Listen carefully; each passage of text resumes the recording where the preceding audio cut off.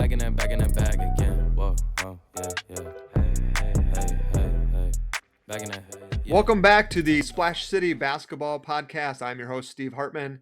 Today, we'll be talking about NBA fan experience. We'll be talking a little bit about some 90s nostalgia in both presentation of NBA games, but also in some of the, fan engagement that you can do and basketball cards, things like that.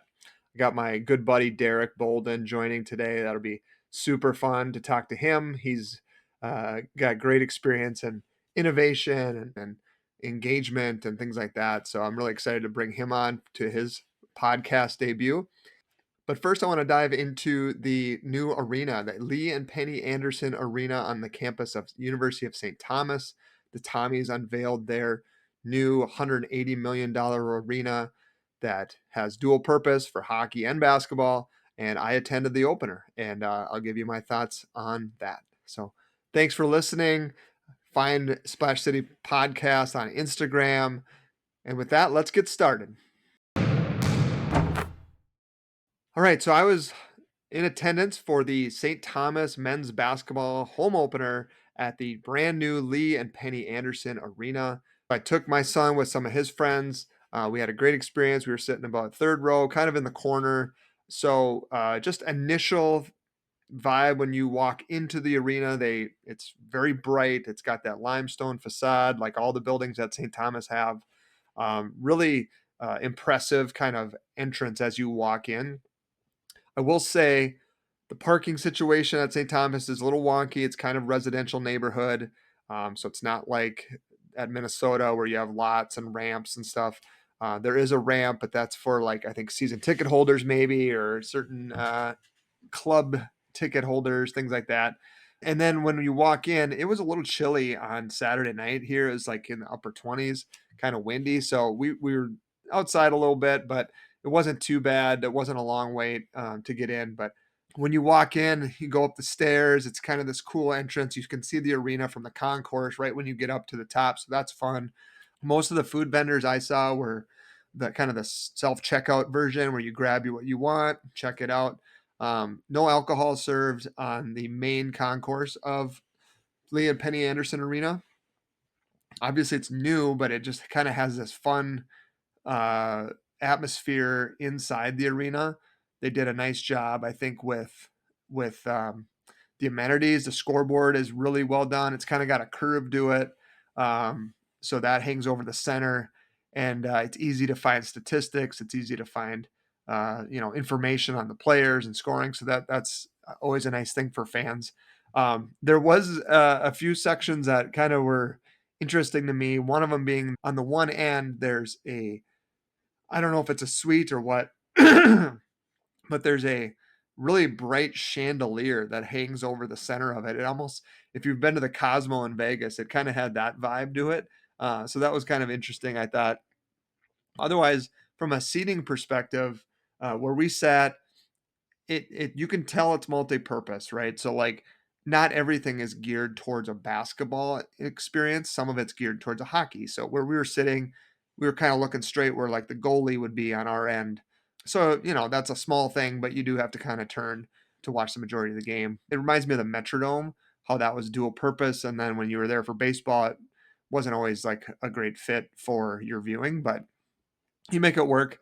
Other things about it, it felt more like an NBA experience in my opinion. There was a lot of music. There wasn't a pep band. There wasn't a student band, but it was kind of a be seen type of environment where there was a lot of people meeting up, and it could be the first time for the or new arena, which we'll see if it's like that all the time. But it was just definitely more of a lot of music in between plays and timeouts and things like that. A lot of T-shirt giveaways, so everyone wants a free T-shirt. So that was going on, and yeah, food wise, it was fine. We had just your normal. My son's a big pretzel and cheese guy. If you listen to one of our earlier pods, and I just got popcorn, so nothing crazy there. But um, what else? I thought it was a really cool touch that they had Army for the opening game. I didn't realize this. I had read a little bit about Lee and Penny Anderson, but apparently Lee had played at Army graduated in like the early 60s, I believe. So he was actually a West Point graduate, played on the basketball team, and hence that's why Army was the home opener. So that was a cool touch that they did. And I think that made it extra special for that first game there. Um, it wasn't full, which I was really surprised by. There's, excitement. This is one of the largest donations in the history of Division One sports, and there was some empty seats for sure. Like right in front of us on the end, there was, I would say, it was maybe three quarters full. So there was a quarter empty seats, which I was just a little surprised by. And then the suites too. There was, and maybe people were up moving around, but there was a lot of empty seats. And that level, which again, like if you're opening a new arena and are relying a lot on club level, suite level people to fund this, that they wouldn't have more folks in attendance, I thought was interesting. It was cold that night, but it was a Saturday, so I'm not sure what to make of that. I just think like if you're not selling out a home opener in a brand new facility in your first year of NCAA eligibility in November, how is it going to be on a January when you're playing Kansas City or somebody like that? So something to keep an eye on, I guess, as the season rolls on. As the game went, St. Thomas got off to a hot start. They built a huge lead in the first half. Army was cold. I think at one point they were shooting like 25% and 10%, 9% from three. Minnesale, Osterbahn, and Janikowski were kind of the big contributors there. And yeah, Minnesota is just really impressive to see in person. That was one of the nice things. I felt like you were really close to the action and you could really see the game and the players and kind of hear it. Like we were third row up in the corner, but there's nothing but good sight lines there. Like you're going to have a good viewing experience of the game, so it'll be a great place to watch a game throughout the season. Second half, Army made some adjustments. They looked much more comfortable and made some shots and started getting to the basket, getting to the paint, putting more pressure on St. Thomas in the second half. And they actually whittled it down. I think they had it down to 7 at one point. I think the final score was 10 points or something like that was the margin. So St. Thomas wins their home opener. They opened the Lee and Penny Anderson Arena. I would encourage all basketball fans, if you want to catch some Division One basketball, now there's two options: Minnesota, or you go to St. Thomas and catch some Summit League action. I think they host St. John's, which is really really fun that they're bringing St. John's in December for a game. So that's old MIAC rivalry game. That'll be cool. Otherwise, the NDSU's, UND, South Dakota State come, and then of course defending Summit League champion Omaha will make a trip to St. Paul as well. Overall, good experience. Didn't break the bank. We got good seats for like $33, I think it was. And yeah, overall, I'm sure we'll be back later this season to catch a game, probably an NDSU or UND game, since I have some friends with the ties to those schools. But really excited to have more D1 hoops in Minnesota. And like I've said before, and I'll continue to say, I would love to get a Minnesota St. Thomas crosstown rivalry, public school, private school, Big Ten, mid-major kind of a game going if they can. And, where they play it, I don't think it really matters to me, but it'd be fun to go do a home and home every year with those two teams. So if you get a chance and have a free night, check out St. Thomas and check out the new Lee and Penny Anderson Arena in St. Paul. We are live from the Scoreboard Bar and Grill in Minnetonka, the very festive Scoreboard Bar and Grill in Minnetonka, to do the first remote podcast segment of the Splash City Basketball Podcast. I'm honored to have Derek Bolden, good friend of mine, here with me. He works in product innovation. He's an entrepreneur and, of course, a basketball fan like myself. Actually, Derek's another friend of mine who I was blessed to share the basketball sideline with while I was coaching high school basketball. So it's good to talk the NBA fandom and the fan experience with you today, Derek. Thanks for coming on.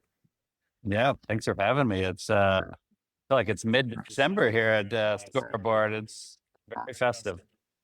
It is, yeah. When I got here, Derek wisely told me to take a left at Santa to find him. So that was helpful here. It was great to see Santa this early in the year, to be honest.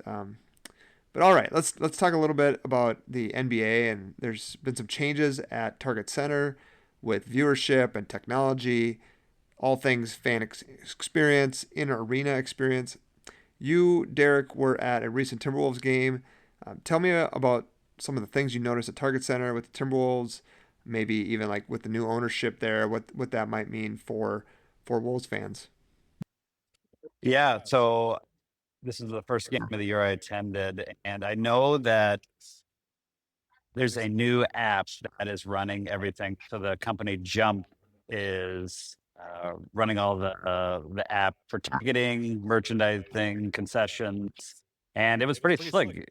Getting into the stadium was easy, and utilizing the features of it was pretty cool. I think probably the biggest highlight that I want to go back and try without the whole family is you can upgrade mid game and kind of move down to the first 10 rows, which was pretty unique.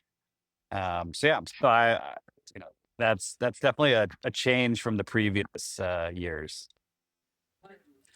Did you take advantage of that?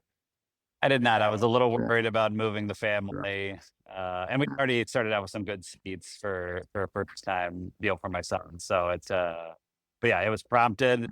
Said, hey, you can move up for $85. So yeah, we had decent seats, but I was like, all right, I might have to think about this next time I go out. Nice. I haven't been to a Wolves game this year, but just through the last few years, it feels like they're slowly improving things in the arena. Tell me about the you went to the NBA Cup game last Friday, and the floor was a little bit different. I didn't watch the game, so I didn't even know about this. But tell everyone listening what that was like. Yeah, so the floor itself is a bright neon green, which you see as like accent colors on their jerseys, which, it's a subtle touch, but it is a big statement taking up that much real estate on the hardwood, which is funny because they put a whole like over $1 million lighting system in to basically do stage lighting, which is amazing because it's more like you're watching a performance. So it's a little bit darker where the fans are sitting, but with all that really nice stage lighting, you're hitting that neon green and it's reflecting up on the players' faces. So everyone looks a little sickly. But yeah, it'll be interesting to see it not NBA Cup floor and see how that looks on the normal setting. Was the stage lighting noticeable while you were there? Because on TV, it looks very different from what it used to look like. It does have that kind of stage appearance. It looks more like what the LA Lakers looks like. So did you get used to it? Were you like sitting in the dark, or just like what is just compared to like what it used to be at Target Center? Like I didn't feel like there's like some weird, you know, ambiance or anything with it. Yeah. So, but it was nice. It was clear. Nothing that I think a casual fan would even notice, but I think somebody who's gone several times and been like, all right, this is better. This is an upgrade. Yeah. So let's talk more about Jump. Like you mentioned, the tickets you can get in-game upgraded seats. What else does the app have for features and things that fans might be or might find useful? So they're only a few months into the Timberwolves season. They have other teams involved using it as a ticketing app. I think what's unique about the company, from my understanding, is instead of having your food vendors using one different device, using your merchandise through another device, using your ticketing through a different app, that it's all encompassing in one. So I think they're trying to consolidate the fan experience. They're trying to make it easier. The fact that, if you think about you're on a flight and you wanna upgrade your seat to Comfort Plus or first class, you can do that all with an app. And that's where, mid-game, they're prompting that, "Hey, do you wanna upgrade your seat?" It's it's something that you can take advantage of. You can kind of elevate your fan experience. So having a one-stop shop, with video content, with your tickets, all of it being one spot, I thought it was a nice touch, and it was seamless out the gate. So it's something they can build on. Yeah, I mean, I know like Mark Laurie and A Rod are definitely, I think, going to be different owners than Glenn Taylor in this regard, and it's probably a good thing for fans. I know visually the court looks better when you're just watching on TV with that stage lighting. But some of those in arena things also just make everybody more likely to come back and stay engaged and do all those things. Let's talk a little bit. We were kind of waxing nostalgic about the 90s, right? And the NBA on NBC is back, and John Tesh, Roundball Rock is back. Kind of feels like, I mean, I don't know if they're purposely targeting our age group, but people who grow up in the 90s with the Jordan era, all those things, it kind of feels like that's where we're going back to. Even outside of basketball, like with fashion, there's a little bit of a 90s, refresh going on right now.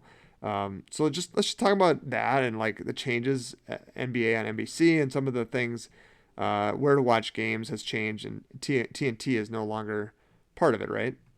Yeah, I love it.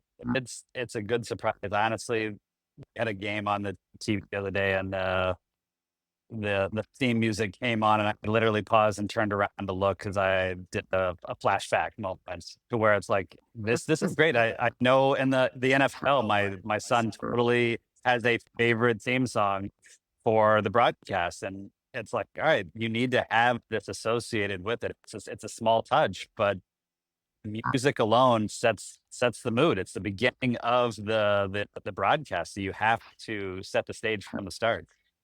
Yeah, I mean it certainly like brings back all those memories of the NBA finals on NBC, and I think there are some people concerned or whatever about the inside the NBA crew from TNT and that was going to go away, and they moved to ESPN. I will say I've heard I've seen the NBA on NBC broadcast. It was great. The production, like you said, the music, everything just kind of brought back these warm and fuzzy feelings. And Prime, by all accounts, has a very solid production. They have good announcers. The one critique I would have for the NBA is the ESPN crew, and I've heard this from a lot of people and experts. It's rough. I mean, I enjoy the Barkley, Shaq, Kenny on ESPN, but the in studio part of the ESPN production is the one thing that I'm just not a huge fan of. But all the other ones that they've done, those other decisions, I feel like have been really solid. Yeah, you can tell there's a lot of moving pieces, and even with having it on all these different streaming services, like eventually it'll whittle down and the cream of the crop will rise. I think that's the tough part is knowing where and when games are on. Like right now, I just stumble upon like, oh, there's going to be a game on Amazon. Oh, there's a game on NBC. It is a little bit by random chance, and I know it's spread out, but hopefully that'll come to where it's like, all right, this is where I live. This is when you know Yeah. what to expect. But that's where it's tough. Like the NBA is not like the NFL where you know it's on Sunday, but it's expanded. So I think that's why having it on NBC is important, because I am not someone who has every Wolves game. I have Hulu Live, so I don't get the FanDuel network.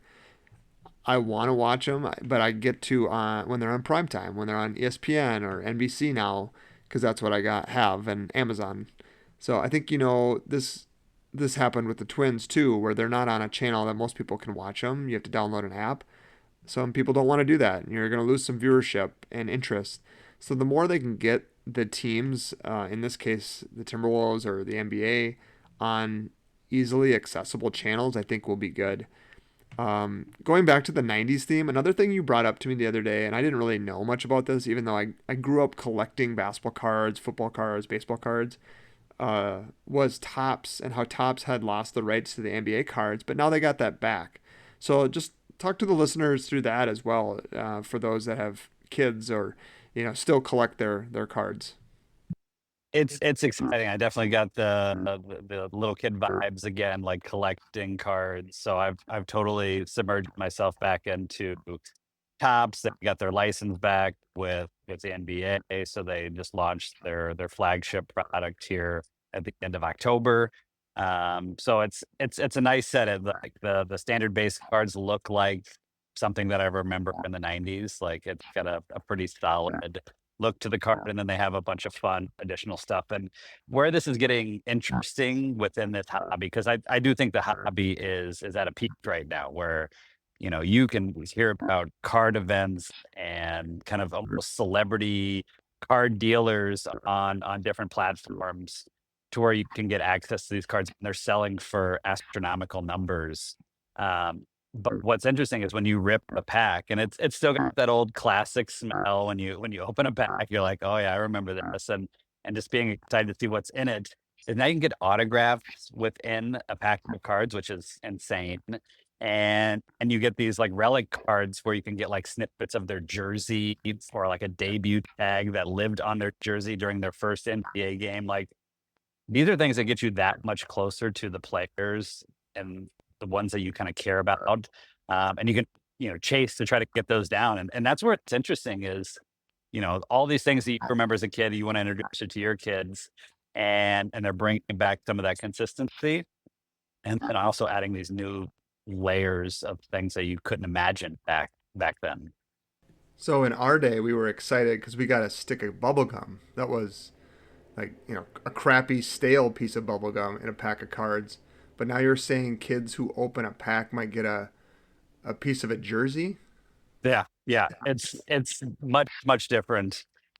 Which is funny. I literally watched a pack opening from like a 1970s pack that had a piece of gum in it. And the gum like literally ruined a couple cards because it's 60 some years old in there. Yeah. But yeah, being able to pull it out and see like a Wemby autograph, like that's a game changer for a kid. Yeah, that's so cool. So like we've talked about the 90s, some of these things coming back, some of these nostalgic things, but you and I were talking the other day and I thought one thing that was really interesting is these things that were unthinkable 30 years ago are now happening in arenas. Specifically talking about the Clippers. So talk to the audience about the Clippers arena experience and some of the things they're doing. It's really innovative. Again, new ownership with the Wolves. Maybe it's something they'll explore in the near future. When you go to an event live in person, you want to, be engaged to the utmost, especially when you're spending your hard, earned dollars on something that's expensive. And I already highlighted the upgrade. Like you can spend more money and upgrade closer, like in the moment, which is I think fantastic. What the Clippers are doing, so they have a new jumbotron that is circular. And you can see, like, normally you see, like, here's the stats of the players and stuff, which is kind of a typical, jumbotron during the game tour. They'll actually have visuals that move of the players, and if a player scores, you see like their face and like 2 points go by their head, and it's like for a casual fan to like not know who French players are and see like, oh, that's the guy who just scored, and I'm now recognizing the two. It was super interactive. I think some of the things that they did last year with recognizing the loudest fans, they invited them back to the playoff game. That's where I think it really gets interesting because if you're using some sort of audio directional target per seat and saying all these fans were the loudest in the stadium throughout the season, let's recognize them or let's incentivize them to be more engaged. That's super cool. That just shows like your fandom can go to the next level and not everybody's on the same playing field. Like certain people are tracking stats more than others. And there's your casual and your more intense fans. And they should be recognized for that. And I think that is really cool if you're actually getting, you take a cab to the game, you're getting a rating on how well you were as a rider in somebody else's car. Why would you not get a rating being at a stadium event? And if you're really doing some good stuff that helps the team by being loud, get recognized for it. Like that's super cool. I feel like that'll definitely engage younger fans. And they also had some like each seat has built-in remote that you can interact with the scoreboard and play like in-game games. Which I mean, you always, you bring out a red panda. She does, her halftime show, which is amazing. But if there's those in-between things that you can interact with and get real-time polls, like why not? That is so cool. I love that. It's almost like a democratization of the fan experience. Like not the one who sits courtside or has the $5,000 tickets. It's the people who are cheering the loudest or the most consistently. And that's the everyday fan that should be rewarded. Because a lot of times those playoff tickets are more expensive than regular season tickets, right? So to give them that, I think that's super cool. And thinking outside the box, just like that's gonna keep fans coming, keep them engaged, and that's what most of this is entertainment, right? It's an entertainment industry. So Yeah. 'Cause right now the baseline is just get on the jumbotron during the game. Like that is Which is also cool, by the way. yeah. Yeah, you definitely Sure. wanna check that box. But then what else? Like what else can you do? And if there's like 10 other options and other things you can participate, whether you maybe don't want to be on the jumbotron and you want to participate in other ways, like I like that things are growing there. I mean, the kiss cam, right? Like that's everyone. Oh my god. I just got a quick story about the fan experience. So at the St. Thomas home opener, the new arena the other night, and I can't remember the last time I was at a sporting event where they did the wave, and they when they I just kind of wanted to walk out, but I guess we'll let that one slide because it's the home opener. So that is one of those '90s fan experience things that I guess if sticking with that theme of the '90s. So well, that's super fun. Thanks. That's great information for all the listeners, Derek. If you're heading to a Wolves game, get this new app, Jump, JUMP. Maybe upgrade to better seats during the game. And anything else you could think of, Derek, as far as fans go? Well, I did bring you something for the nostalgic tops thing. I brought you a Cooper flag base rookie Sweet. card to add to your collection. That's classy. Maybe start you on the sports card journey again. Nice. Yeah, I haven't. This will be my first card in a long time. I remember being so happy. I had a Charles Barkley card. I can't remember what kind of card it was, but I'll have to look it up tonight. Now everyone listening, you got to go find your stack of basketball cards, your books, whatever you got. They're probably tucked away in some tote. I don't know if you can get a Beckett book anymore to look up and compare prices, but maybe you can look it up online. So hopefully, if anything, everyone listening can enjoy that because that's a big part of growing up as a sports fan is getting cards. So sweet, Derek. Thanks, man. I appreciate it. You bet. Well, that's it for this segment. But thanks again, Derek. Appreciate you coming on and sharing your knowledge and expertise in fandom. We'll have to have you again soon. Talk more hoops. Yeah. Cheers. All right, that'll do it for the show. Thanks everyone for listening. Thanks to Derek for joining, and I appreciate him coming on and giving us some of his experience and his knowledge on fans and technology and cards and memorabilia, all that stuff. Super fun to have him on, and it was great to check out that St. Thomas home opener. Thanks again for joining. This has been the Splash City Basketball Podcast. Back in that bag again.